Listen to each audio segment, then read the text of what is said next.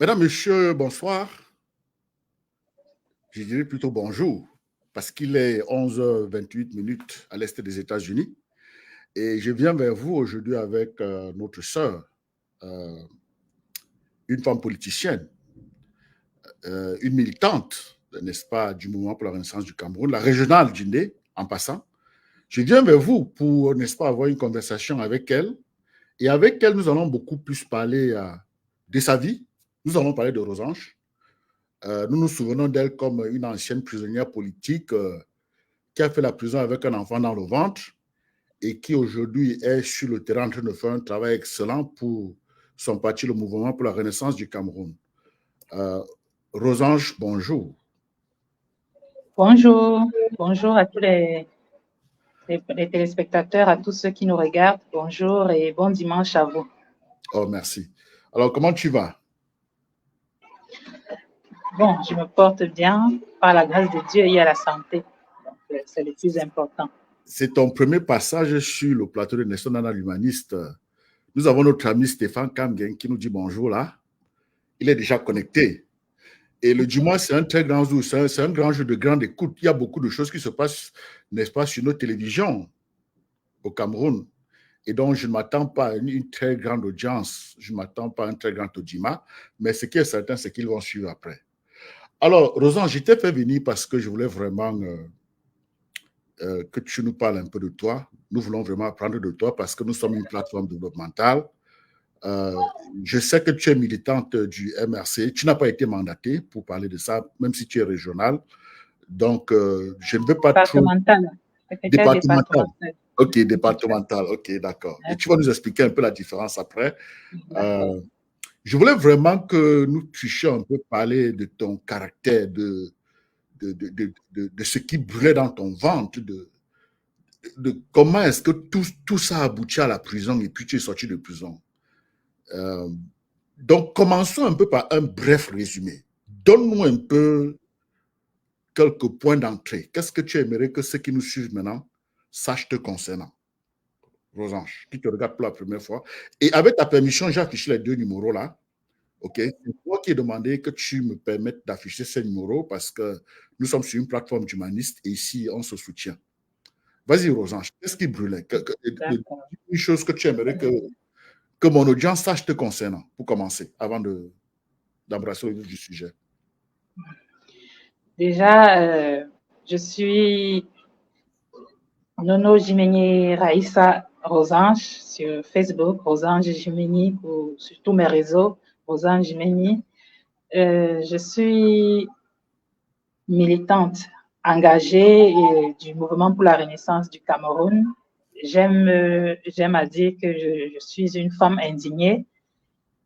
Je préfère je suis plus une femme indignée qu'une femme politique parce que mon engagement est plus actif. Je suis une femme plus de terrain que des bureaux derrière là. Donc, je me sens plus à l'aise lorsque je suis dans les revendications, lorsque je porte la cause des laissés pour compte. Et c'est dans cette voie, sur ce chemin-là que pour la première fois, le 1er juin 2019, autant pour moi, j'ai été arrêtée pour la première fois à Yaoundé lors d'une marche qui demandait l'arrêt de la guerre au nord-ouest et au sud-ouest et la libération des premiers prisonniers politiques, parmi lesquels notre président national, son Excellence Maurice Kamto. Et lors de cette marche-là, j'ai été arrêtée et écrouée au CED à Yaoundé, où j'ai été torturée par les forces de l'ordre de ce côté-là pour être libérée après. Et cela ne m'a pas arrêtée. Au contraire, je me dis qu'ils m'ont fait comprendre pourquoi il fallait se battre, pourquoi il était important de continuer à se battre. Peut-être que c'était les tortures affligées, c'était dans l'optique de nous décourager et de nous faire retrousser ce chemin, comme eux-mêmes ils l'ont dit. Parce que quand ils nous torturaient là-bas, moi, par exemple, les femmes, nous étions 6 femmes, ils nous disaient que nous allons vous défigurer, nous allons vous laisser des cicatrices partout sur le corps, de telle façon à ce qu'un homme, vous ne pourrez plus vous déshabiller devant un homme, des mots de ce genre. Et ça nous a plutôt renforcés, ça nous a rendu plus fortes. Déjà, moi, personnellement, ça m'a plutôt fait comprendre la nécessité de continuer à se battre pour que les choses changent. Et ça m'a fait comprendre que nous étions vraiment dans un pays où les choses vraiment, dont le mal était profond. Ça m'a fait comprendre que le mal était profond. Si déjà sorti pour une revendication à main nue, simplement avec des mots écrits sur les formats, parce que c'était ce que nous avons.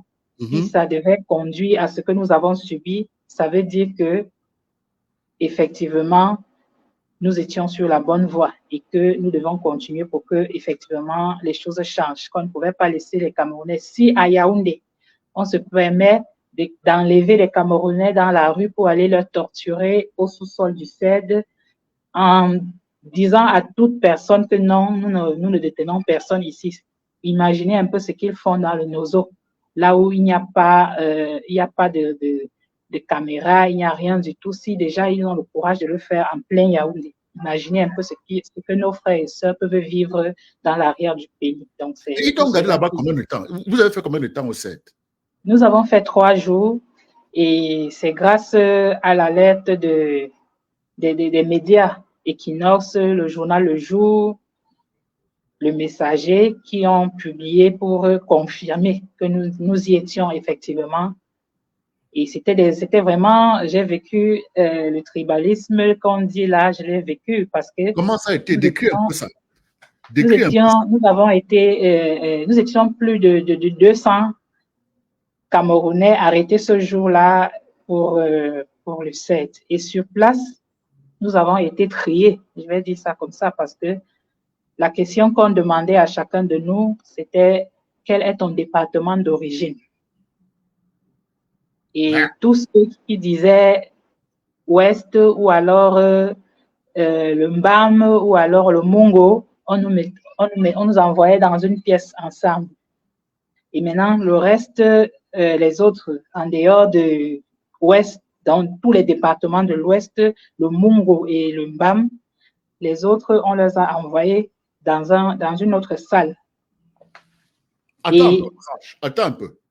Ils ont fait les tri demandent quel est ton département d'origine? Quel est ton département d'origine? Tu es de l'Ouest, tu es du Mungo, tu es du Mbam, on vous met dans une salle. Voilà. Et les autres, ailleurs? Ailleurs, oui. Et après, nous, qu'on nous avait envoyés dans une autre salle, on nous a amenés donc au sous-sol. On nous a déchaussés, dépouillés de tout ce qu'on avait sur nous et on nous a amenés au sous-sol. Ceux qui étaient dans l'autre pièce, on les a raccompagnés à la sortie et on leur a dit rentrez chez vous et quittez derrière les choses de Kamto. OK.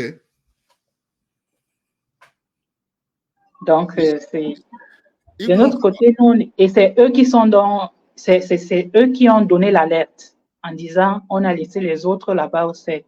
Très bien. Cela veut dire que les Camerounais, entre eux, ne veulent pas du tribalisme. C'est le système qui est en train de l'imposer. Ah oui. Ah oui. Mais Rosange, tu sais, j'ai voulu ton numéro parce que je t'ai demandé si tu as écrit un livre. Tu as dit non. Je t'ai demandé si tu es en train d'écrire un livre. Tu m'as dit que tu es en train d'hésiter. Mesdames et messieurs, Rosange doit écrire. J'ai mis son numéro parce que nous devons l'aider à écrire. Elle doit écrire un livre. Je te vois voyager pour partager ton expérience. Ce que tu dis est très important, même pour éradiquer le tribalisme dans l'esprit, dans le mental de nos compatriotes. Ils doivent suivre ton histoire. Ils doivent comprendre qu'il y a eu une marche à Yaoundé le 1er juin 2019 dont l'intention, la finalité, c'était mettre un terme à la guerre du Nozo, traiter les Camerounais comme des êtres humains. On vous a ramassé à plus de 300, on vous amène au CED, on fait des tris. Dans une salle, les gens du Mungo, de l'Ouest et du Mbam, on les classe et le reste, on les dit quitter derrière les choses de Kamto.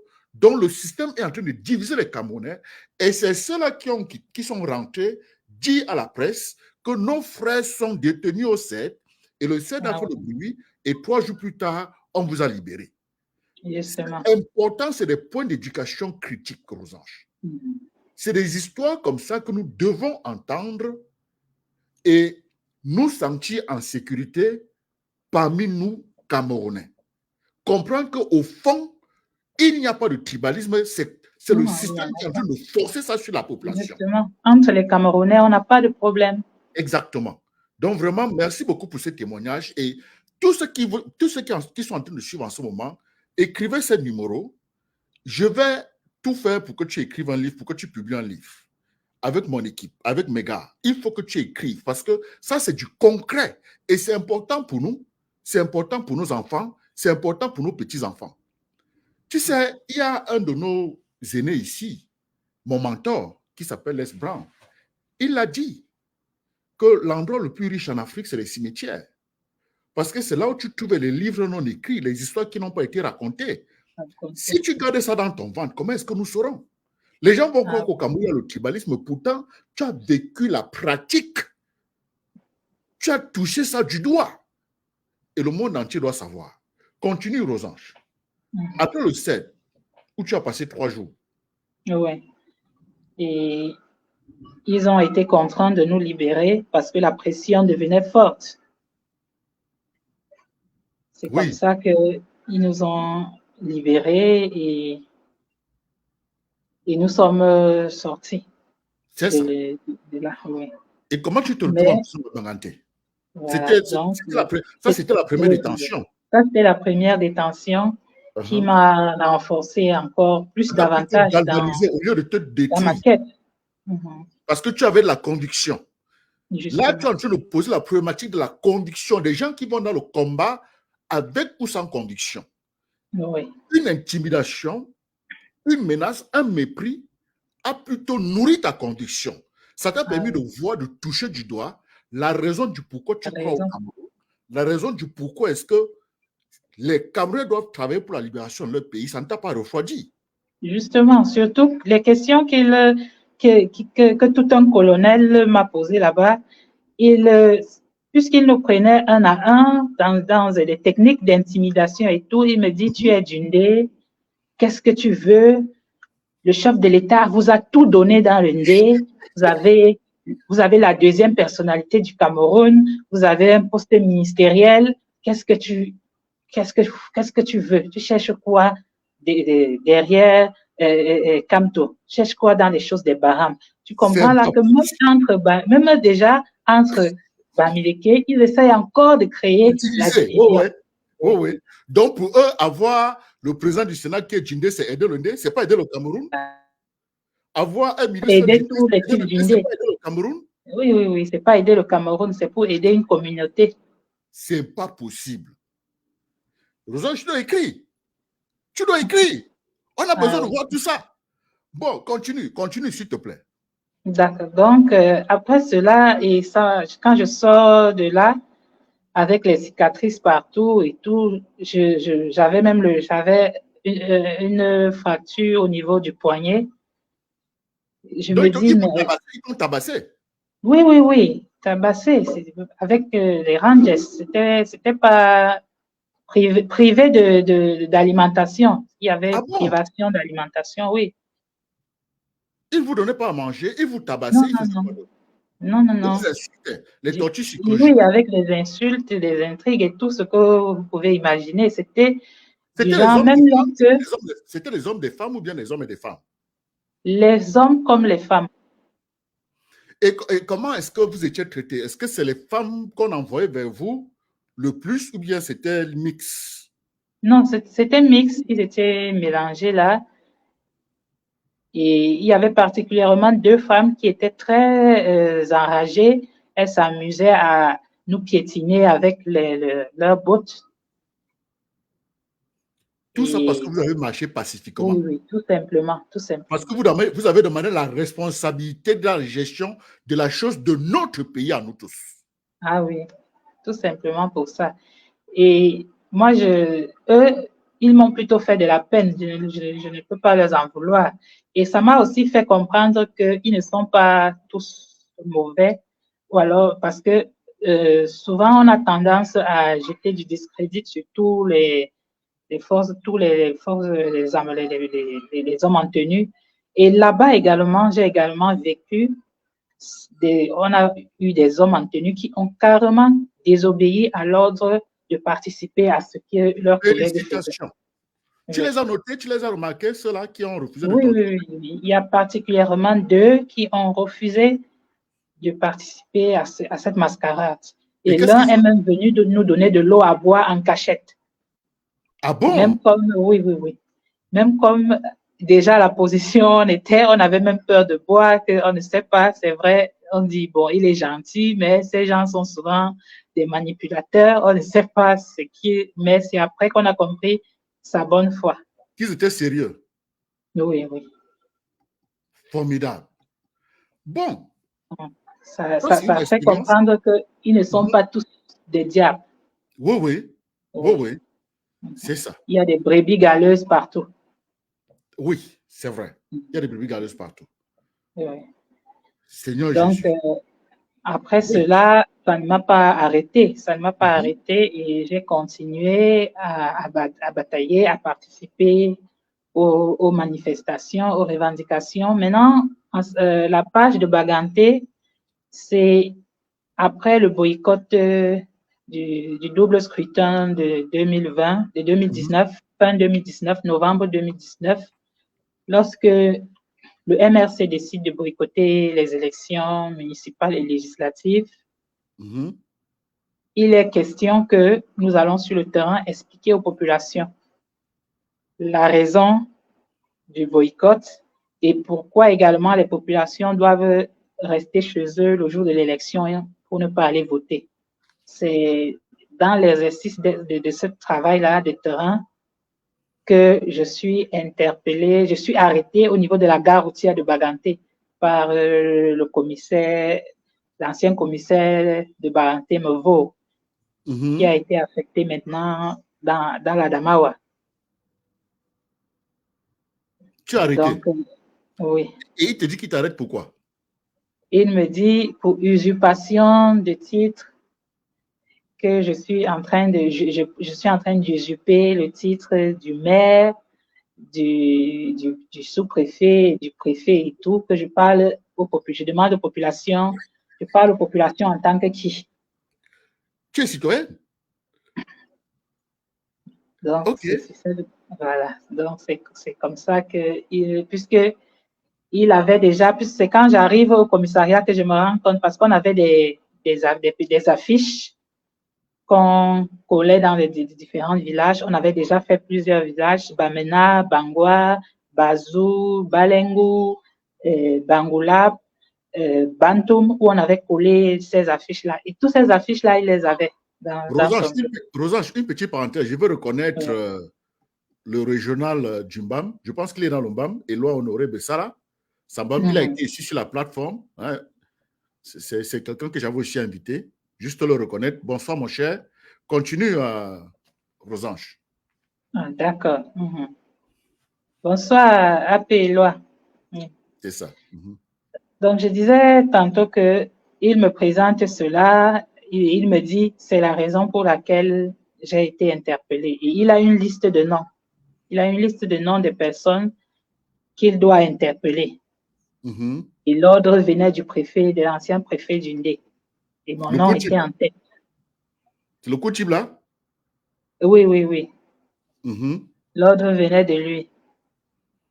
Quand je suis dans son bureau, il appelle le préfet. Il dit au préfet qu'il m'a appréhendé avec 2 autres papas qui étaient vraiment des innocents, qui n'étaient vraiment, ce sont des personnes avec qui j'étais en train de m'entretenir sur le terrain. Et ils ont été interpellés également.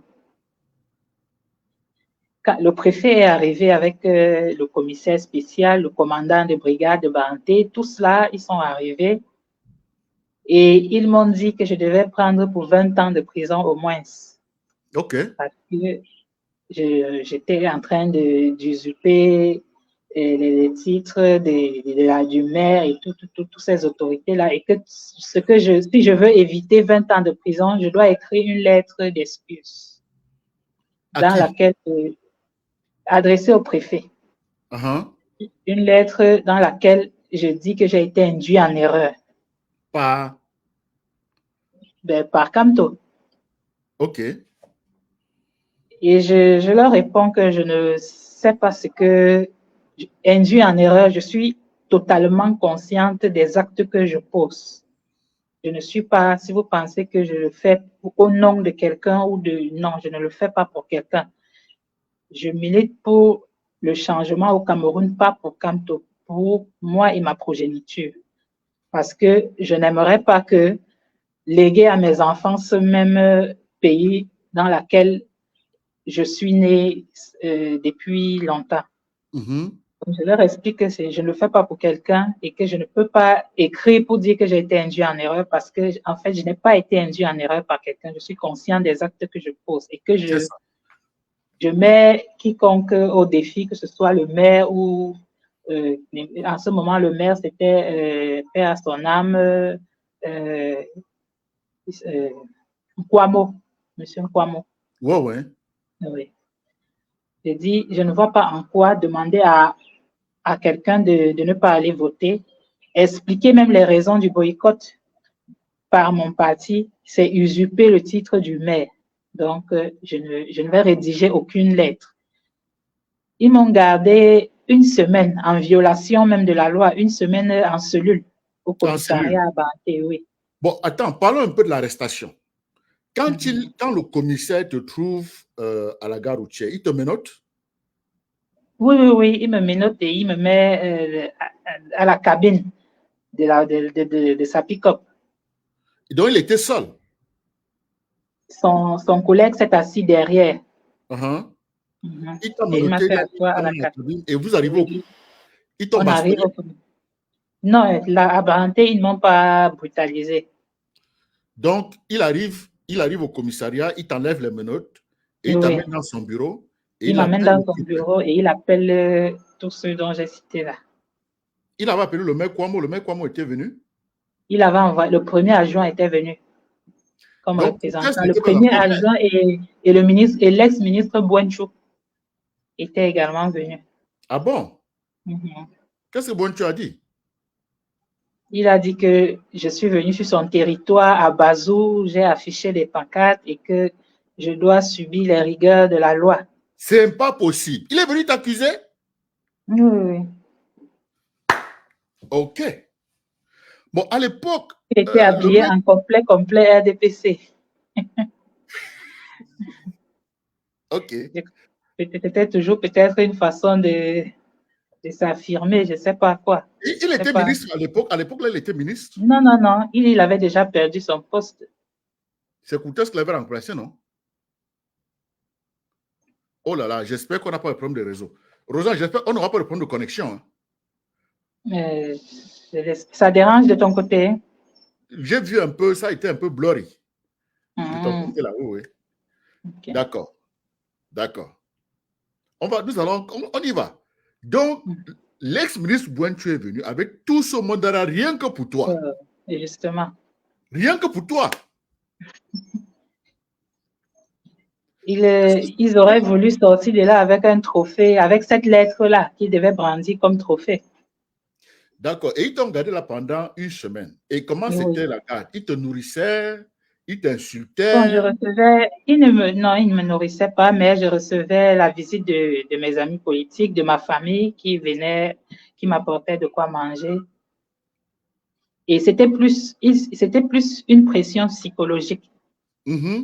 Donc, chaque 2 jours, le commissaire me rappelait dans son bureau, est-ce que tu as réfléchi? Est-ce qu'on te laisse le temps de réfléchir? Donc, c'était plus oui, cette pression psychologique qu'ils essayaient de mettre sur moi en essayant de me faire. Tu sais que tu es une femme, tu es une jeune femme. Tu crois que si tu fais 5 ans de prison, là, ton mari va t'attendre. En fait, c'est ce genre de les petits mots de Yaoundé, comme j'appelle ça. Oui. D'accord. Donc, tu passes une semaine là-bas. Et comment tu sors? Après les 1 semaine, il me défait à la prison. parce que je n'ai pas cédé à ce qu'ils voulaient. Oui, Le procureur signe donc le mandat de dépôt. Excuse et tu as refusé. Ouais. Le procureur signe enfin le mandat de dépôt pour la prison de Baranté. Et là-bas, tu as fait combien? J'ai fait 4 mois seul. J'étais seule. 4 mois seul? Oui. Comment c'est? Explique-moi ça. Bon, seule dans une cellule, seule, je passais mes journées seule, donc il n'y avait personne avec moi. Il te permettait quand même de recevoir des visiteurs? Oui, je recevais les visites parce que les avocats, j'avais plusieurs avocats qui se sont constitués, même Maître Tapi Lavoisier s'était constitué pour ma défense. Excellent. Oui, je leur dis vraiment merci parce qu'ils ont fait un travail énorme. Oui. Donc, ils t'ont envoyé en prison à Baranté, ils te mettent dans une cellule seule pendant 4 mois. Tu as fait 4 mois isolé, seul. Oui.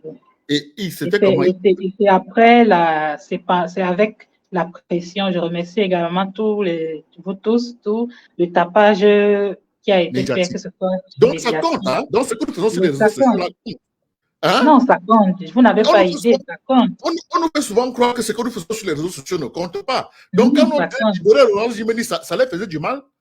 Oui, ça compte. Déjà, le jour même qu'il y a eu les combattants qui sont allés rencontrer Macron au Salon de l'Agriculture, oui, ils ont prononcé mon nom là-bas. Oui. La même semaine, une délégation des droits de l'homme est arrivée à Baganté pour me rencontrer. Et après ça a décrypté l'atmosphère même à Baganté. Donc, même le régisseur, ça l'a fait peur. Maintenant, il ne voulait pas que je sois peut-être dérangée, qu'il y ait peut-être trouble ou que je sois peut-être un peu menacée. Parce qu'au départ, oui, ça compte beaucoup. Donc, le travail que nous faisons ici dehors compte.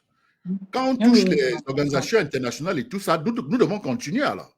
Non, il faut continuer. Il faut continuer. Ça compte. Ça protège les prisonniers politiques. Ça protège les prisonniers politiques. D'accord. Formidable. OK. Et tu as fait combien de temps au total dans les prisons de Baranté? 4 mois. Après 4 mois, ils m'ont condamné à 3 ans de sursis. Et ils m'ont libéré en me donnant 3 ans de sursis. Donc, c'était vraiment parce que l'affaire avait déjà tellement il fallait taire ça parce que ça touchait tout le monde. Il y a même Madame Ketcha qui était, sa famille était poursuivie en diaspora.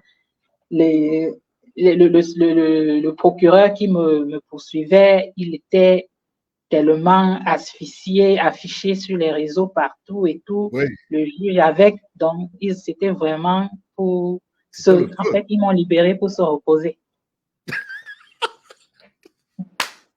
Mais c'est pas possible. Ce pays-là, les gens marchent sur la tête. Mais Rosance, dis-moi un peu, pourquoi tu les faisais peur? Parce que c'est toute une machine contre toi. Oui. Les gens t'écoutaient beaucoup à Baganté, dans le nez. Pourquoi tu les... Parce qu'apparemment, ils avaient tellement peur que l'on t'arrête, le commissaire spécial vient, le préfet, le ministre, mais ils ont peur de quoi? Qu'est-ce que tu avais? Tu avais quoi? Qu'est-ce que tu avais? Jusqu'aujourd'hui, je me demande bien pourquoi ils avaient autant peur. Et moi, je me dis, en fait, ce sont des choses de Dieu. Peut-être que c'était une façon pour préparer le chemin à quelque chose de plus grand. C'est ça. Oui, peut-être que oui, non, je Dieu pense que... juste pour... Oui, parce que avec ça, aujourd'hui, c'est devenu une sorte de couverture, de protection. Avec, ils sont tellement... Ils ne m'approchent pas n'importe comment. Aujourd'hui, ils te respectent aujourd'hui? Aujourd'hui, oui.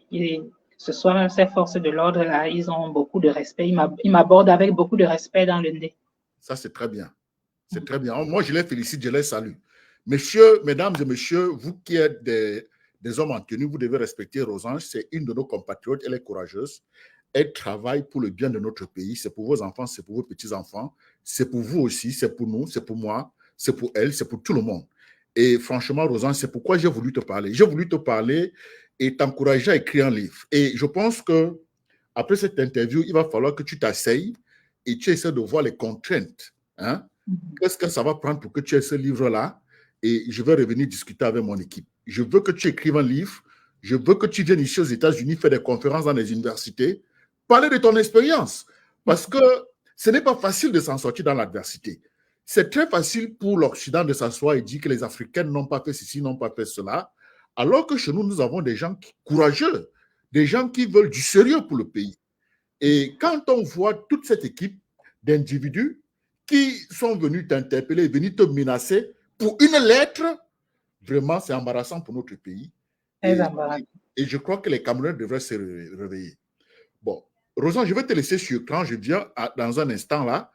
Je veux que tu nous racontes un peu ta vie en prison parce qu'étant en prison, tu étais enceinte. Comment tu as géré ça? Je te reviens dans une minute. Hein. Je te donne le plein d'écran. Raconte-nous comment tu as géré ta grossesse en prison, ainsi de suite, et je reviens tout à l'heure. OK? Je te laisse en solo, Léa. Vas-y, Rosange. Bon, au niveau de... Vous connaissez que j'étais au premier trimestre de ma grossesse. Vous connaissez tous les petits bobos que nous, les femmes, on peut avoir lors du premier trimestre. Bon, j'ai tenu le coup et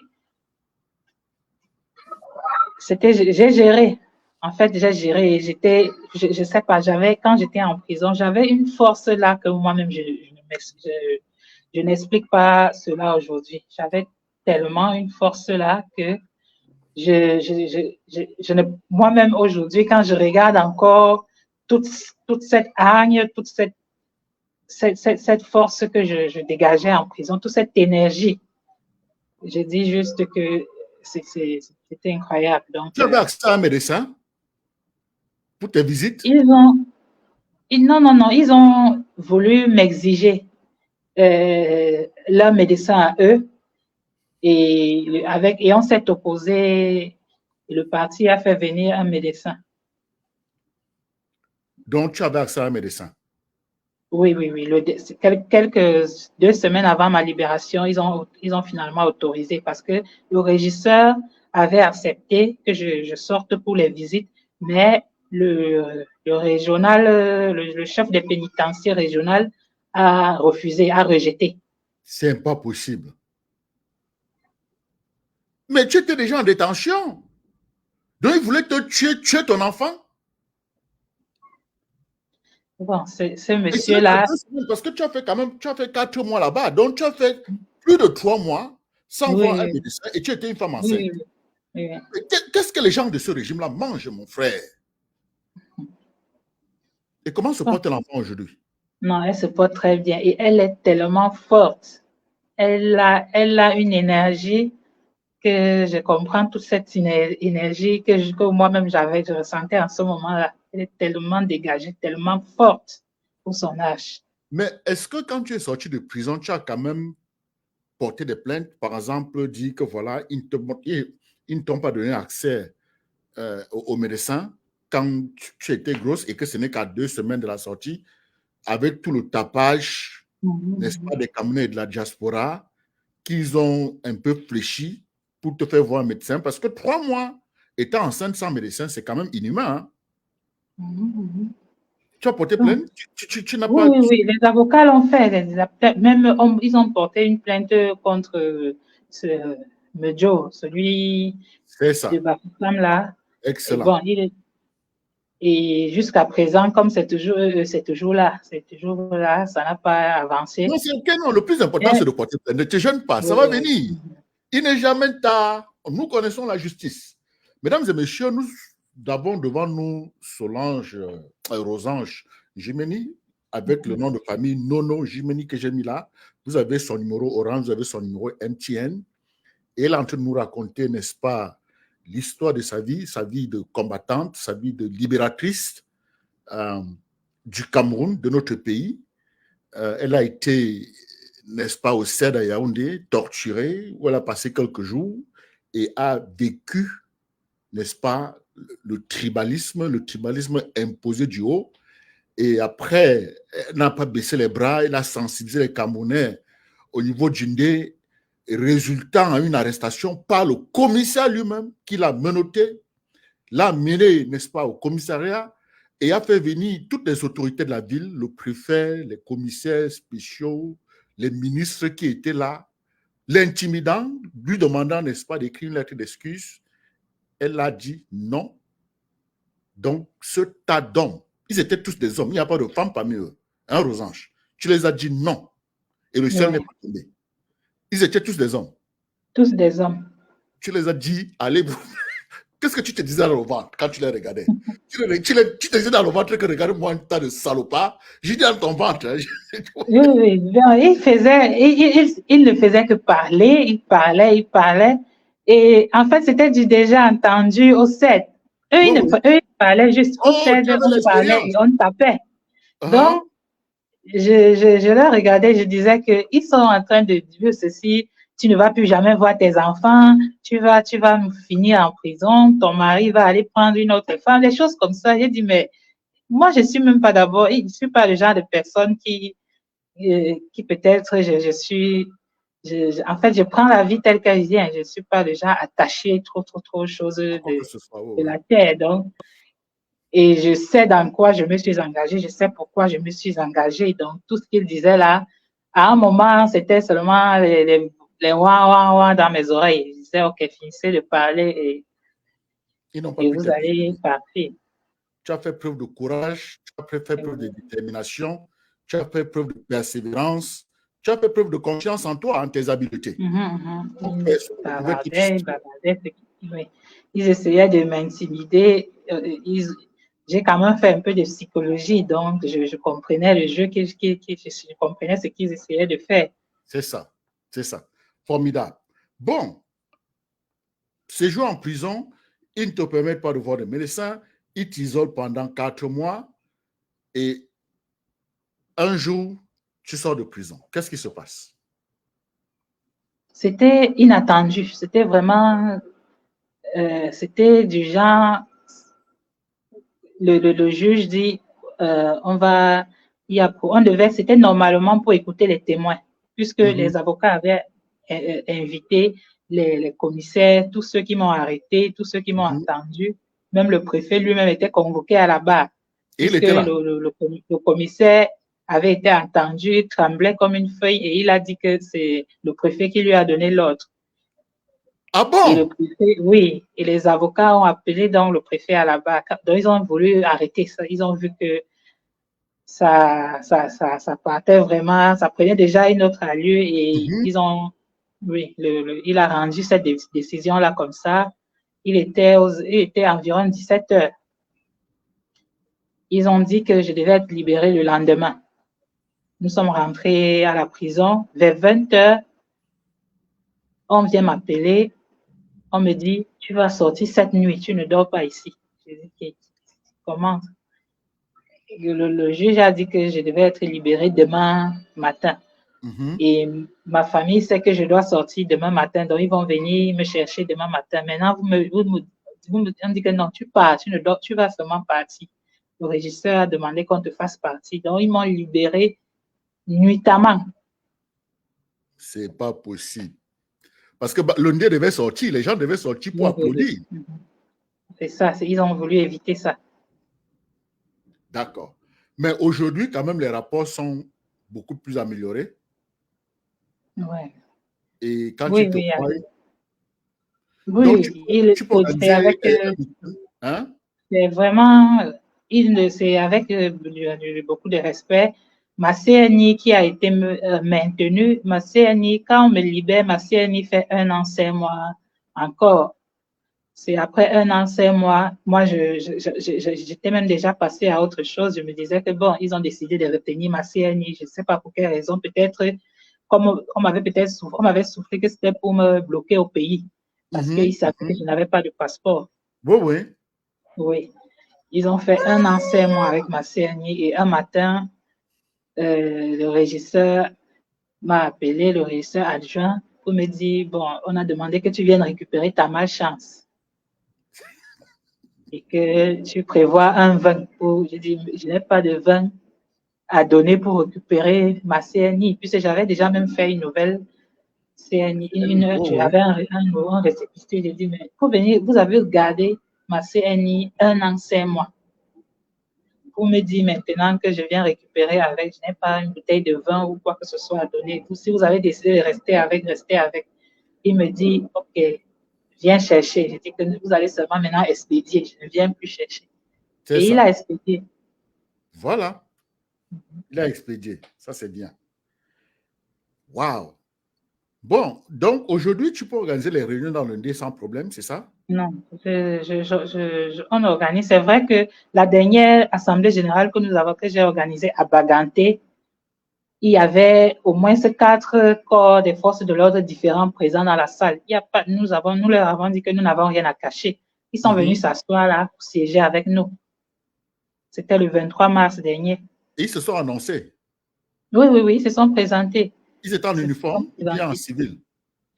Il y a une qui était en uniforme et les 3 autres étaient en civil. C'est ça. Ils se sont présentés que nous sommes, puisqu'on avait déposé la note comme la loi demande au niveau de la sous-préfecture pour informer de notre réunion publique. Ils ont dit qu'ils sont venus encadrer. On a dit d'accord, allez-y, encadrer, il n'y a pas de souci. Nous, on n'a rien à cacher ici. C'est ça. Et maintenant, au niveau de Jindé, avec ton expérience, est-ce que tu penses que la population est en confiance, elle s'inscrit, elle prend ses cartes de membres et tout, sans problème, sans être intimidée? Tu Oui, penses que oui, oui. ce que tu as eu un effet sur eux? Oui, ça a beaucoup, ça, peut-être moi-même, peut-être je sous-estime un peu, mais ça a beaucoup d'effets. Même partout, les AP me disent, quand ils partent sur le terrain, peut-être pour les mobilisations, pour les sensibilisations, le premier nom que les populations leur demandent, vous êtes les gens de Rosance. C'est ça. Quand ils disent que oui, ils sont bien accueillis et tout. C'est ça. Donc, oui, les Et c'est justement populations. pourquoi moi j'ai voulu te parler parce que, tu sais, ma plateforme, elle est développementale. Ici, nous mettons l'être humain au centre et nous apprenons aussi les uns des autres.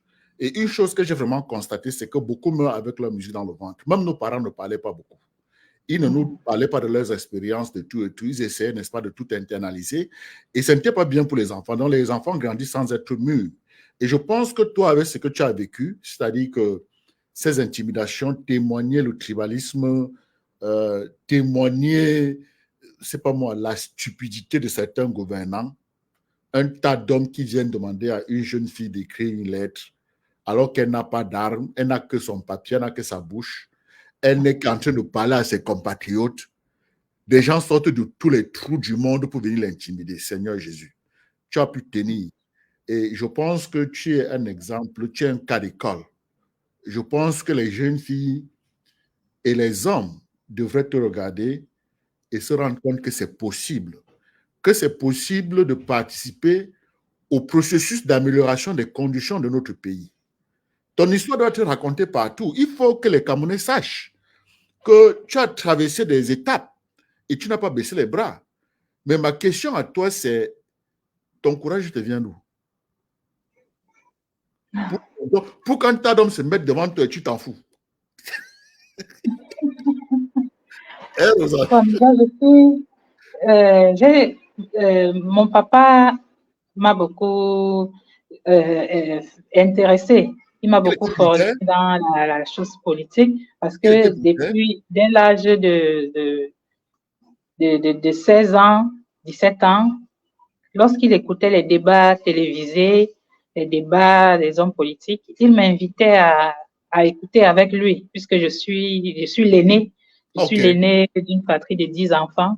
OK. Donc, j'étais connaissais comment les aînés sont souvent avec leur papa, surtout quand ce sont les filles. Donc, nous étions très proches et on écoutait les débats ensemble et il voulait connaître mon avis. Il voulait savoir qu'est-ce que tu penses, est-ce que l'homme là, est-ce que ce qu'il dit et tout. Donc, on partageait comme ça et c'est comme ça que ça a continué et j'ai participé à la première, à la première élection, j'ai voté en tant que citoyen pour la première fois en 2011. Donc, j'avais une vingtaine d'années déjà et j'étais inscrite déjà sur les listes électorales. Donc, parce que papa m'encourageait, dès que j'ai eu 20 ans, il a dit, tu peux déjà voter. Il faut aller t'inscrire sur les listes électorales. C'est comme ça que pendant les élections de 2011, on suivait les débats ensemble et on faisait nos débats à nous par rapport aux candidats qui s'étaient présentés en 2011. Et en 2011 déjà, j'avais voté pour Paul Aya Abiné. Je savais qu'il n'avait pas beaucoup de chance, mais il était celui-là qui me convainquait le plus déjà à cet âge-là, à ce moment. Et c'est ce que j'avais dit. Oui. Tu te convainquais en quoi? Je le trouvais plus sincère. Oh, tu le trouvais sincère?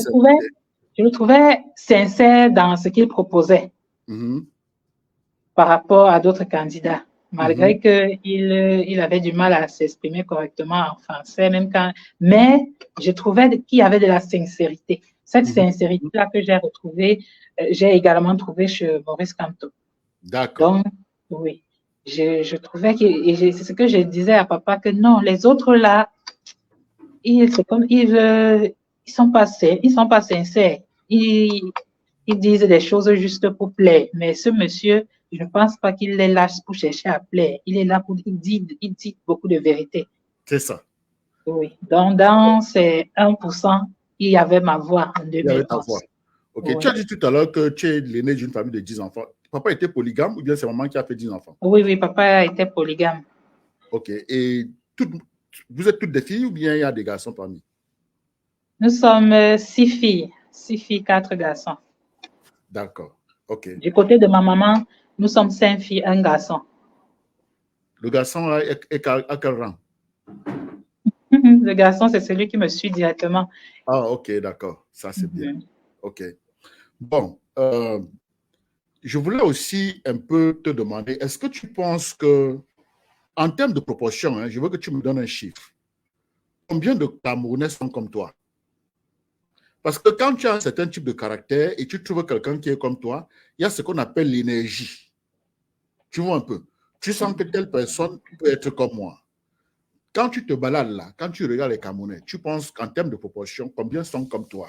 C'est-à-dire que qui ont cette ténacité, ce courage, cette capacité à commencer à... Je ne saurais donner un chiffre, mais ce que je peux dire, c'est que beaucoup de Camerounais ont cela en eux. Il faut juste se réveiller. Il faut quelque chose pour réveiller cela. Ce n'est pas ma question, Rosa. Là, c'est la politique que tu es en train de faire. Je demande combien sont comme toi. Oui, je suis désolée, je ne peux pas donner un chiffre. C'est une bonne réponse politique. Les politiciens ne vont jamais mettre quelqu'un au mur. Oui, non, je comprends. Je ne peux pas donner un chiffre, mais je sais que les Camerounais sont capables de faire ce qu'il faut. Quand mais leur combien sont comme toi, Rosa? Papa vit toujours? Papa vit toujours?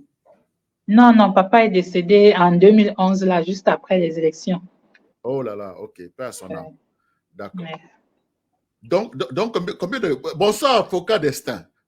Donc, tu ne vas pas me dire combien les Camerounais sont comme toi, Rosa? Non, je ne peux pas. Il y a près de 25 millions de Camerounais. Je ne peux pas dire que peut-être 2 millions ou 3 millions de Camerounais sont comme moi. Ok. Mais je fais confiance aux Camerounais. D'accord. Non, je sais, il faut leur faire confiance. Bon, maintenant, je voulais parler un peu de ton background. En dehors de la politique, qu'est-ce que tu fais? En dehors de la politique, je suis institutrice de formation. Et tu enseignes? Diplômée de l'ENIEJ, oui, j'enseigne dans les écoles privées, dans une école privée. Oh, tu n'enseignes pas dans une école d'État, hein? Non, je ne suis pas. C'est bloqué, en fait. Je ne fais même plus, j'ai arrêté de faire les concours d'intégration parce qu'ils me l'ont dit clairement. Donc, en fait, ce que j'ai même oublié de le souligner, lorsqu'on me demandait de faire la lettre, ils m'ont également demandé de choisir une école où je vais être directrice. Et que, donc, ils ont essayé de te convaincre, de te corrompre. oui. Ça, c'est la corruption. Ils te demandent de choisir une école où tu vas être directrice. Oui. Et que si je faisais cela, et ils devaient faire en sorte que je sois, parce qu'ils ont dit qu'ils sont sûrs que je fais ça parce que je ne suis pas intégrée à la fonction publique et qu'ils vont me faciliter l'intégration à la fonction publique. Et c'est vraiment absurde. Ça, c'est insulter même vraiment l'intelligence de quelqu'un. Seigneur Jésus. Ok, d'accord. D'accord. Donc, tu es enseignant de formation. Et Ouais. tu enseignes dans une école privée. Ce qui est bien. Et si je te demande de... C'est pas toujours facile. C'est pas toujours facile parce que je me retrouve en train depuis 2018, c'est compliqué. Je suis toujours en train de changer d'école parce que dès que j'arrive dans une école, j'essaie de camoufler ce côté politique de moi, oui. Ça va te suivre. Dès que les fondateurs découvrent, ça devient un problème. Pour eux, ça devient un problème. Il y a une chose que tu dois comprendre, et c'est même bien que tu sois sur mon plateau. Ça va te suivre partout dans ta vie. Et ce n'est pas une mauvaise chose. Parce que tu n'as rien fait de mal. Tu n'as pas besoin de te cacher. Tu n'as pas besoin de parler de toi non plus. Mais tu as le savoir que tu veux transmettre à la jeunesse camerounaise. Tu as décidé de consacrer ta vie à l'amélioration de ce pays-là, tout en choisissant d'utiliser la craie. L'enseignant, c'est une personne qui se met devant l'avenir d'un pays. Si nous voulons que l'avenir d'un pays soit bien, il faut prendre soin des enseignants. Effectivement. Mais malheureusement, ce n'est pas le cas. Et quel est le problème des fondateurs? Pourquoi est-ce qu'ils te font varier d'établissement? C'est pourquoi? Certains m'ont dit qu'ils sont apolitiques. Ils sont apolitiques. Mais tu as fait la politique, tu es venu enseigner. Et que le fait que je sois peut-être dans leur effectif va faire en sorte qu'on croit qu'ils sont des soutiens de Maurice Kamto. Et ça pourrait bloquer leur dossier dans les ministères. Oh! Des fondateurs peureux. Voilà, justement, comme la majorité des Camerounais. La majorité des Camerounais sont des peureux. Oui, ils sont des peureux. Tout à l'heure, je t'ai demandé combien de Camerounais sont comme toi, tu n'as pas répondu. Ils sont des peureux sur le terrain. Sur le terrain, ils disaient, nous sommes avec vous dans l'une. On vous soutient derrière, mais on ne veut pas s'afficher. C'est OK, on a toujours besoin d'un leader. Toi, tu es une leader. Bon, maintenant, dis-moi un peu, honnêtement, tu as dit que je te pose cette question publiquement exprès. Quand tu enseignes, ils te payent combien par mois? Je suis direct, c'est une question directe. Hein. Ils te payent combien par mois quand tu enseignes? Bon, cette année, 60 000. 60 000 par mois. D'accord. C'est bien.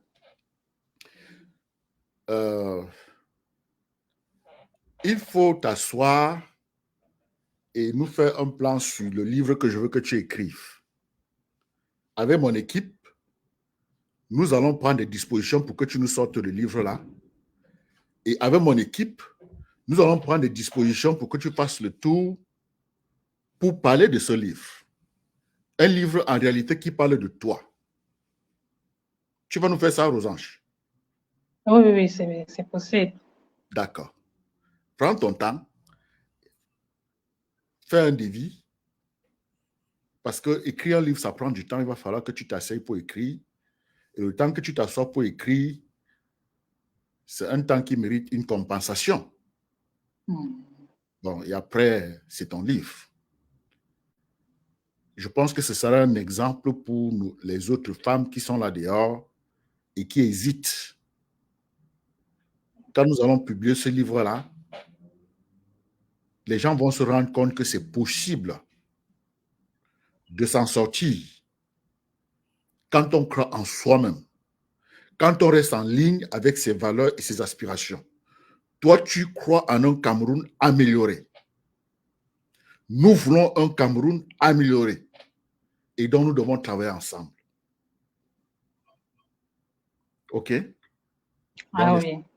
les 60 000 là, avec mes équipes, nous pouvons prendre des dispositions pour te donner même le double en 12 mois pour que tu écrives ce livre, Rosange. Tu comprends? Donc, je suis en train de verser ça là dehors pour que les gens suivent en direct. Parce que ici, chez moi, c'est la transparence. Je suis un homme de transparence et de responsabilité. OK? Il y a quelqu'un qui t'a proposé un titre. Mieux la mort t'a dit, voilà déjà le titre. Ma vie, de la proposition. Merci, merci. Je vais prendre en compte tous vos messages. C'est ça. Il faut écrire ce livre-là. Tu comprends?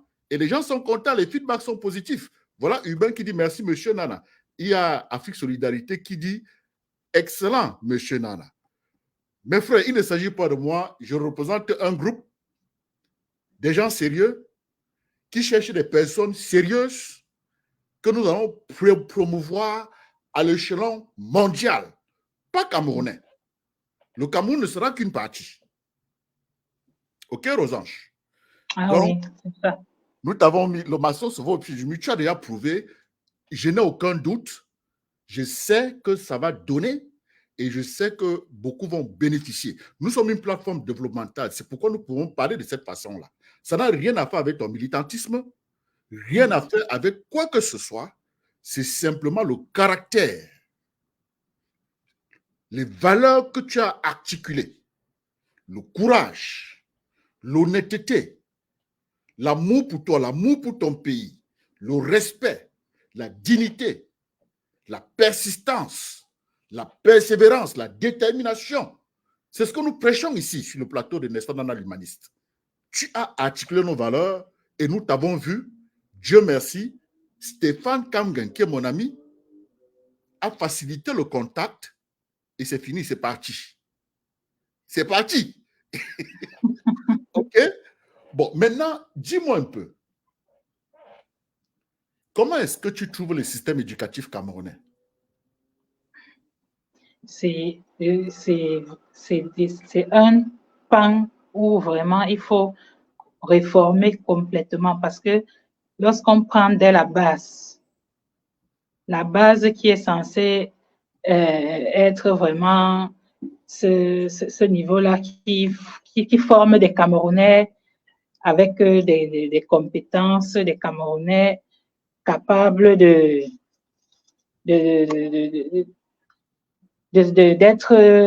de se positionner à un certain niveau, on se rend compte que la base est en train de se mourir petit à petit. L'éducation de base se meurt. Les programmes qui sont proposés sont vraiment, on se demande si ce sont vraiment des enseignants qui s'asseyent pour travailler sur ces programmes-là, ou alors ce sont des bureaucrates qui ne maîtrisent pas la réalité du terrain, parce que rien n'est en ordre, tout est désordonné. Ils ont maintenant ce qu'ils ont appelé les curricula. Les nouveaux programmes qui sont sortis là, c'est vraiment du n'importe quoi. Avec ces programmes, vous vous rendez compte qu'ils ont annulé la dictée au CEP. Alors que, et avec ça fait en sorte qu'on retrouve des enfants au CM qui ne sont même pas capables de rédiger, qui ne sont même pas capables même de lire. Et ils ont un système maintenant qu'ils appellent promotion collective. Ils ont des classes où c'est interdit de faire reprendre l'enfant. Ça veut dire qu'un enfant qui a 6 de moyenne, on doit l'envoyer devant parce que c'est la promotion collective. Ok, d'accord. Mais là, c'est un autre débat, hein, Rosange. Je vois là où ça va. Tu sais que le monde est même en train de changer. Donc, ça, c'est au niveau de la base. Donc, je reste... avec l'intelligence artificielle, il y a beaucoup de choses qui vont... Oh, ouais, d'accord. Voilà. Okay. Donc, nous sommes vraiment très en arrière au Cameroun. Nous sommes très en arrière sur le plan éducatif parce que déjà, le monde avance. Il n'y a pas des ordinateurs dans les écoles ici. Oui, c'est vrai. Je comprends. C'est pas seulement dans les écoles, même dans les organisations, tout est compliqué. Non, ça, je comprends. Je comprends. Bon, maintenant, je veux passer à autre chose, hein, Rosange. Je voulais un peu que tu me donnes un peu ta perception sur cet enthousiasme parce que peut-être que je me trompe, mais je constate que beaucoup sont en train de courir s'inscrire sur les listes électorales. Qu'est-ce qui explique ça? Les Camerounais sont en train de comprendre que, surtout la jeunesse de 35 ans à 20 ans, ils sont en train de comprendre. Parce qu'avant, quand tu demandais à un jeune d'aller s'inscrire, il te dit pour faire quoi? Ça va servir à quoi?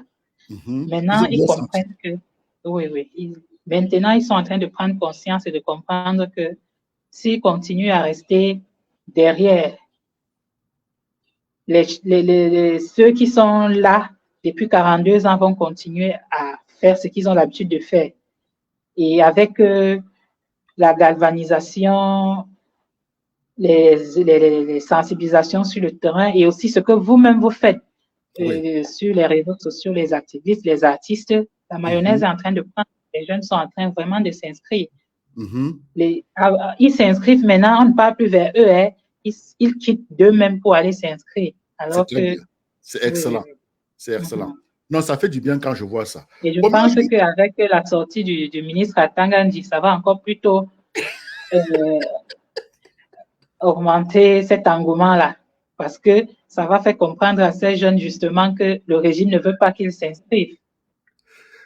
Je vais te dire une chose sur Atanga Nji. Je ne vais pas te poser des questions sur Atanga Nji, mais je vais te dire ce que je constate. Dis-moi si je me trompe ou pas.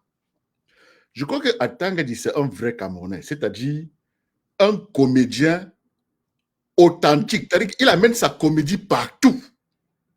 Quand il faut s'inscrire, il dit n'allez pas forcer les gens d'aller s'inscrire. Il dit laissez les gens aller à l'église le dimanche. Alors qu'il est l'État, il est le ministre, hein. Il est supposé être un homme laïque. Hein. Et après, quand il faut organiser les réunions, il dit hey, si vous tentez, je vais faire ceci. Il est toujours en train de faire le vrai Camerounais. Est-ce que je me trompe, Rosange? Parce que j'ai l'impression qu'au fond, il n'est pas quelqu'un de mauvais. Je pense que c'est un gros comédien qui utilise son titre pour faire la comédie et ça intimide certaines personnes. Est-ce que je me trompe? Non, c'est ça, justement. C'est ça, ça intimide certaines personnes, c'est vrai. Et justement, maintenant, je crois que à force de le faire le plus souvent, ça ne fait plus peur à personne. Oui, parce qu'il exagère, c'est-à-dire que moindre chose, il écrit quelque chose et il vient, il ouvre les gros yeux, il sort les proverbes. Who the heck are you, brother? What's going on? Ça fait finalement rire. Quand je lis Atanga Nji aujourd'hui, je ris seulement. Ça devient la comédie. À quand le prochain remaniement ministériel? Tu as une idée? Parce que je suis sûr qu'il va garder sa poste. Rien ne fut jusqu'à présent. C'est toujours en attente. D'accord. Nous tendons vers la fin de notre interview là. Je vais te poser quelques questions d'actualité. Hein. Tu vas me dire ce que tu penses. Valsero, tu connais Valsero? Tu as entendu parler? Oui. Papa, qui ne connaît pas papa? D'accord. Valsero a fait une sortie, je crois que c'est aujourd'hui ou hier, où il disait qu'il devait inviter Brandon Biya, la fille du président Paul Biya, qui chante le rap, parce qu'il a un concert là, et il voulait l'inviter à ce concert. Et moi, je suis de ceux qui pensent qu'on ne devrait pas blâmer l'enfant pour les fautes de son père. Je suis de ceux qui pensent que chacun doit être responsable des actes qu'il pose. Et donc, je n'ai pas de problème à ce que Valsero invite qui que ce soit. Même si son père est Paul Biya, même si son père est Atanga Nji, même si son père est n'importe qui. Les enfants n'ont rien à faire avec ce que leurs parents font. Donc, je crois qu'il a introduit ce sujet et je voulais savoir ce que toi tu penses de ça, Rosange. Pour moi, je pense également, moi, je fais partie des personnes, j'ai beaucoup de la peine pour cette petite-là. Parce que je pense également qu'elle est emprisonnée dans un cercle, dans une vie, peut-être qui ne cadre pas avec ses envies. Donc, pour moi, que Valsero l'invite, elle est une citoyenne camerounaise comme tout citoyen. Et maintenant qu'elle se réclame également artiste, il n'y a pas de problème à ce qu'elle vienne à un concert d'un artiste camerounais comme elle. Et je pense que nous sommes même dans une logique d'unité. C'est ça, oui. D'unité nationale, de rassemblement de tous les fils et filles camerounais. Donc, si elle peut vraiment répondre présent à cette invitation, ça sera une bonne chose. C'est ça. Ça sera un très bon signe. C'est ça. Surtout que Maurice Kamto dit qu'il aime tout le monde. Donc, personne ne va en vouloir à Bassirou. Ah oui, ah oui. Non, si quelqu'un en veut à Bassirou pour cela, c'est que la personne ne comprend rien. C'est que la personne ne comprend pas sa démarche. C'est ça. Non, il est dans la logique de son père, son mentor, le professeur Kamto, qui dit qu'il aime tout le monde. Mais explique-moi un peu, comment on peut aimer tout le monde? Parce que toi aussi, Kamto, c'est ton mentor. Comment on aime tout le monde? Moi, je n'aime pas tout le monde, Rosange. Comment tu aimes tout le monde? Comment on peut aimer tout le monde? Aimer... C'est la politique? Oui. Ne pas garder les gens en cœur. C'est ça. Quand on dit aimer tout le monde, c'est de ne pas garder les gens en cœur. Parce que quand tu gardes les gens en cœur, tu deviens toi-même un prisonnier. Donc, non, je ne suis pas prisonnier, pourtant je n'aime pas tout le monde. Non, et je n'ai pas de rancune. Hein. Il y a mon ami. Voilà, tu n'as pas de rancune, c'est que tu aimes tout le monde. Mon ami, il va écrire, M. Nana n'aime pas les losers. Il a raison, il me suit tout le temps. Oui, quelqu'un qui garde les gens, ça veut dire que lorsque tu aimes tout le monde, ça veut dire que tu peux fonctionner avec tout le monde. Là, tu m'invites, demain, même Chantal Biya, tu peux l'inviter. Bien sûr. Même à Tangandilu, même Femme Ndongo, s'ils acceptent ton invitation sur ton plateau. Oui. Mais non, je ne peux pas inviter Femme Ndongo. Il est très. Quelqu'un d'autre, pardon, il faut donner un autre nom. Bon, je vais passer à une autre question d'actualité, Rosange. Au Gabon. Je vais maintenant au Gabon. Et le président de la transition au Gabon a organisé une conférence nationale et pendant la conférence, il a modifié une loi. Avant, la polygamie était interdite au Gabon. Il a légalisé la polygamie et immédiatement, il s'est marié, il s'est tapé une deuxième femme. Immédiatement, sans tarder. Comment tu trouves ça? Donc, est-ce qu'il a pris le Gabon pour avoir une deuxième femme ou alors il a pris le Gabon pour arranger? Comment tu expliques ça? Quelle est ta perception? Oui, il volait déjà, c'était déjà un bandit. Ça veut dire qu'il était un monogame qui volait. Voilà. Il a voulu légaliser son vol. Oui. Et on ne peut pas dire qu'il a pris le Gabon pour légaliser la polygamie. Bon, il est en train de légaliser ce en quoi il croit. Voilà. Et il s'est marié directement sans tarder. Ça veut dire qu'il n'a jamais été d'accord avec cette loi qui condamnait la polygamie. C'est ça. Maintenant qu'il a l'opportunité de corriger cela, il le fait. D'accord. Et lorsqu'on jette un coup d'œil au Sénégal, où tu as un jeune président qui a 2 femmes, le premier ministre a 3 femmes, est-ce que tu crois que ça va marquer le Cameroun, que les Camerounais vont exiger que le prochain président ait 2 ou 3 femmes, par exemple? C'est une question simple, hein, c'est une question banale. Je n'ai pas bien écouté ta question. Le président sénégalais a 2 femmes. Oui, il est polygame. Le premier ministre a 3. Oui. Je demande l'effet que ça aura sur le Cameroun. Est-ce que les Camerounais vont exiger que le président ait 2 femmes et que le premier ministre ait 3 ou 4? Non, déjà, ça ne peut pas vraiment influencer sur le Cameroun parce que déjà, les cultures sont différentes. Au Sénégal, on sait qu'ils sont en majorité de culture musulmane où un homme peut avoir même jusqu'à 4 femmes. Ce n'est pas un problème pour eux. Et au Cameroun, il y a une grande partie des Camerounais qui sont des chrétiens. Il y a donc cela, je ne pense pas que ce patrimoine sénégalais peut influencer sur les Camerounais. Déjà qu'il y a des hommes camerounais qui ne condamnent pas la polygamie, mais ils ne sont pas prêts à prendre 2 femmes. D'accord, c'est ça. Il y a une petite correction que mon ami Ewane a écrit là, il dit, M. Nestor, la polygamie était plutôt interdite aux hommes en tenue au Gabon. D'accord, merci. Merci. C'était important de poster ça parce que je ne connais pas tout, je n'ai pas la science infuse. Bon, Rosange, vraiment, nous sommes pratiquement à la fin de cette interview. Est-ce qu'il y a une chose que tu aimerais que les gens sachent que je n'ai pas demandé? Si je peux, quelque chose que j'aimerais que les gens sachent, j'aimerais demander, parce que j'ai parfois j'ai parfois l'impression que beaucoup ne croient pas en ce que nous faisons, peut-être dans le département du Ndé, particulièrement ce département où je représente le MRC.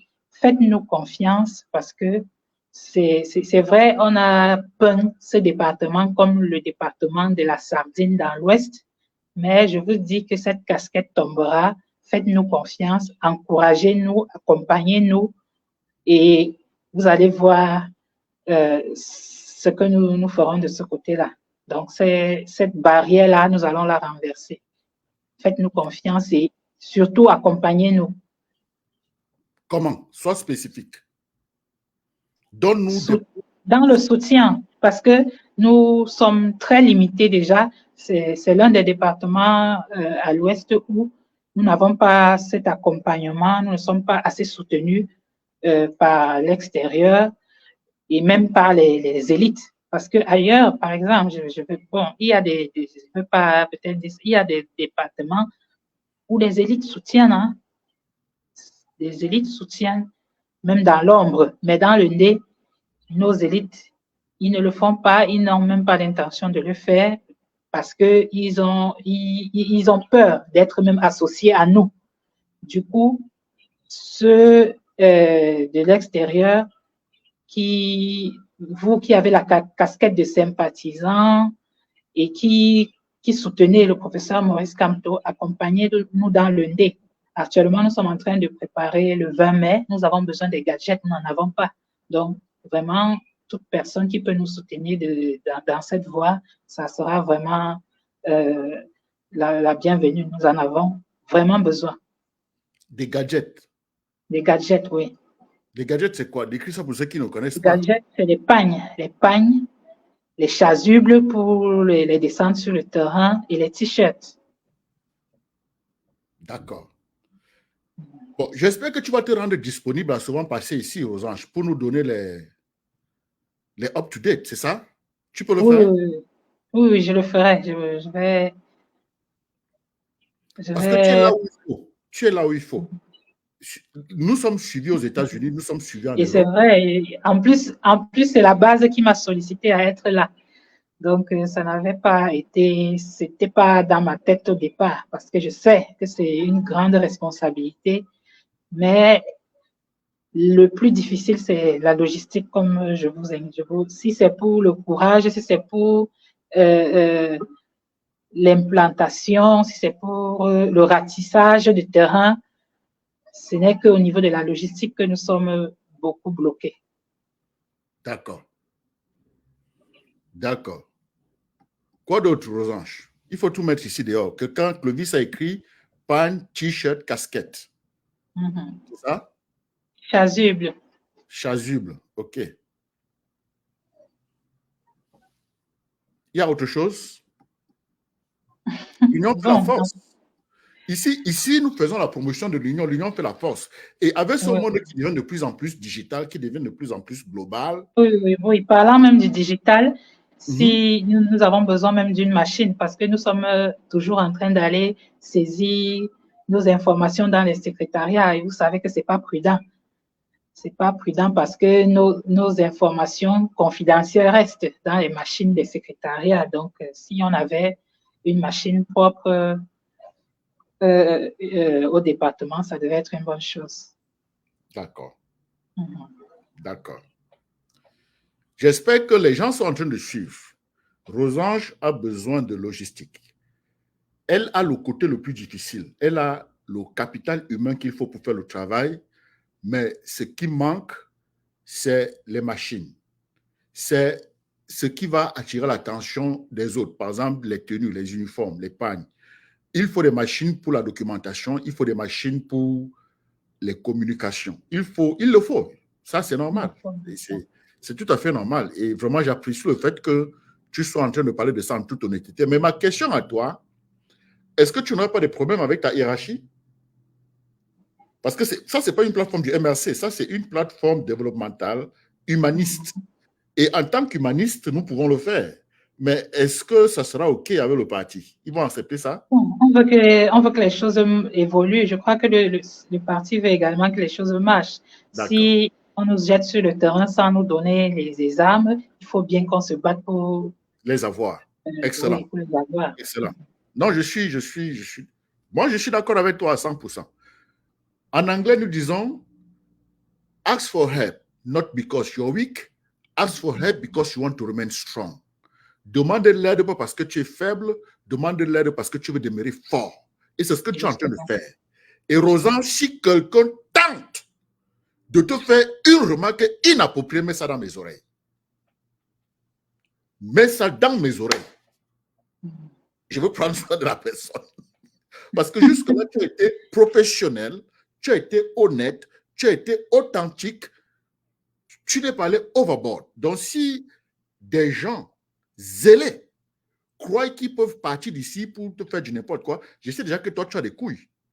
Bon, maintenant, je suis encore associé à ça, ça devient compliqué.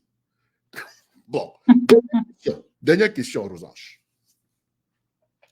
Ça va avec les États-Unis et peut-être ça ressemble un peu au Cameroun. Dernière question. D'accord, je t'écoute. Aux États-Unis, nous avons 2 candidats aux élections présidentielles.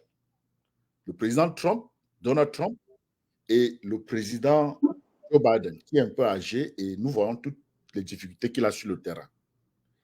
Le président Trump aussi, c'est quelqu'un qui n'a pas trop de crédibilité. Il a eu à dire que quand tu as l'argent, tu peux attraper les femmes par leurs entrejambes. Elles vont toujours marcher. Mais malgré ça, on l'avait voté, il a été élu président. Alors, l'autre jour, j'étais à une rencontre, j'étais à une réunion avec certains de mes amis américains et je leur demandais ceci. Je dis, mais les États-Unis, c'est là où tu as tellement de prix Nobel, de chimie, de physique, de mathématiques, de tout. C'est là où tu as les plus grandes universités. Tu as Yale, tu as Harvard, tu as MIT, tu as Dartmouth, tu as Cornell, tu as Stanford, toutes ces grandes universités qui produisent tous ces génies. Tu as tous ces inventeurs. Pourquoi est-ce que c'est difficile de choisir un président qui peut faire l'unanimité? Parce que les gens trouvent toujours des fautes. Oh, l'autre est arrogant, oh, l'autre est vieux, oh, l'autre est ceci. Comment est-ce que dans ce pays qui est leader mondial, c'est difficile de trouver quelqu'un qui va faire l'unanimité? Ils m'ont dit... toujours... Hein? Aux États-Unis. Oui. Je suis pas au Cameroun. Oui, j'écoute très bien. Et donc, oh, voilà, Isabelle est là. Ça, c'est ta sœur, hein? Ah. Isabelle, voilà, j'ai mis le numéro de Rosange là. Hein? Le numéro est là.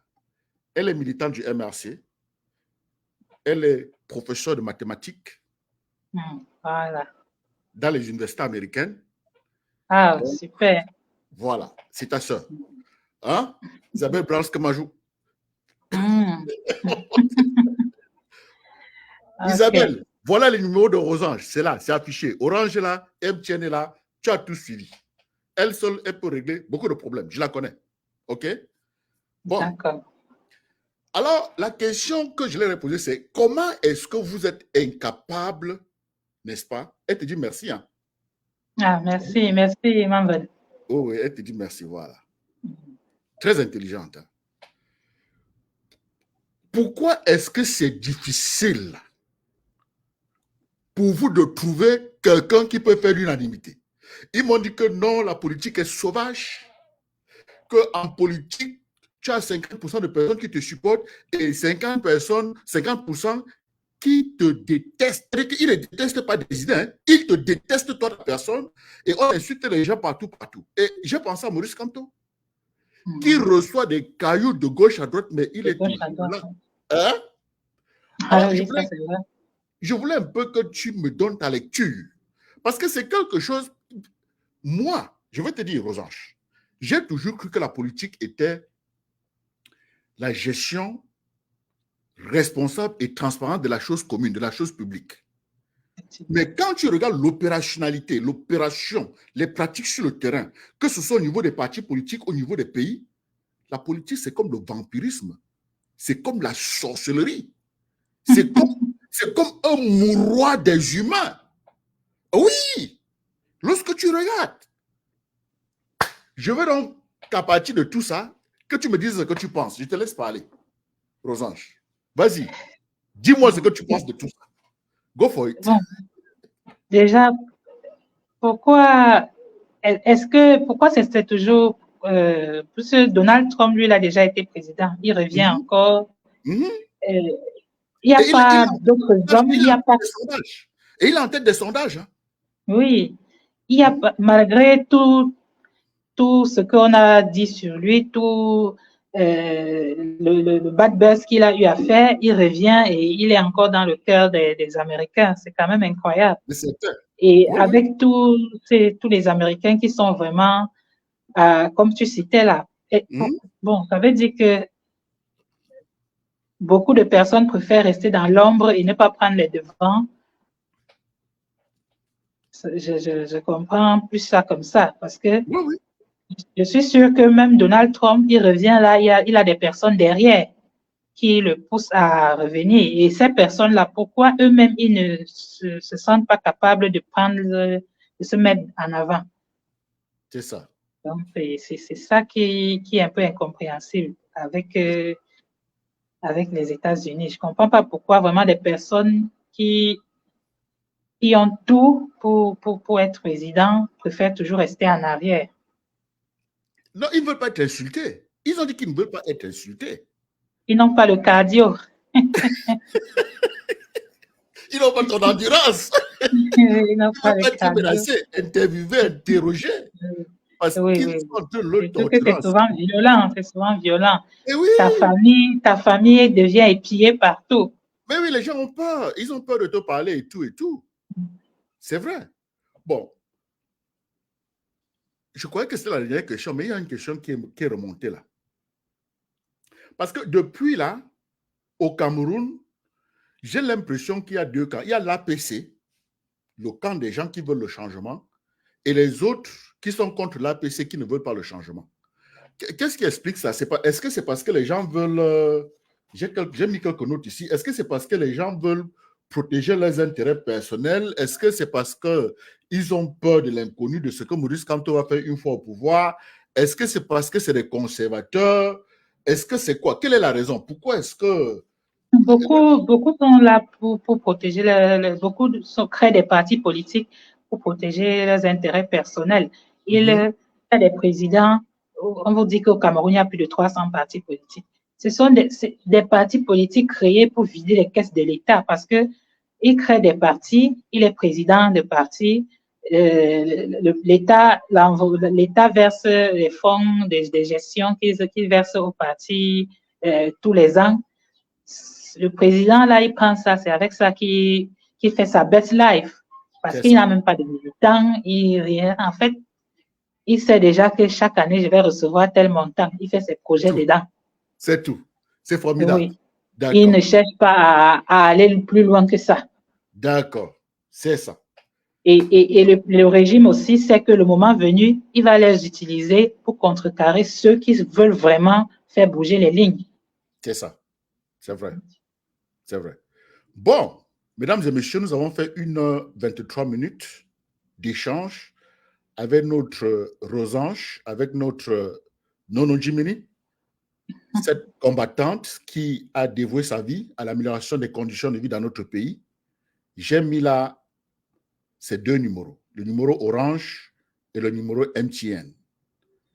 Elle vous a donné ses préoccupations. Utilisez ce numéro, l'union fait la force, pour faire ce que vous pouvez faire. Je n'exige rien, nous n'exigeons rien. Mais un contrat que nous avons signé verbalement, c'est qu'elle devait me donner ce qu'il faut pour commencer à rédiger son livre.